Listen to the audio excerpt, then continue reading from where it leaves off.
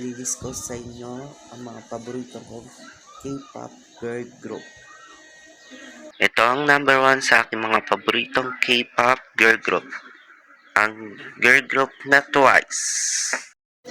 Ito ang aking mga bias sa Twice. Si Nayeon, Jihyo, and Chewie. Ang number 2 naman dyan ay ang girl group na Blackpink. Yung bias ko naman dito sa Blackpink ay sina Jisoo at Jennie. Ang number 3 sa akin list ay ang Red Velvet. Ang bias ko naman dyan ay sina Irene, Joy at Yeri.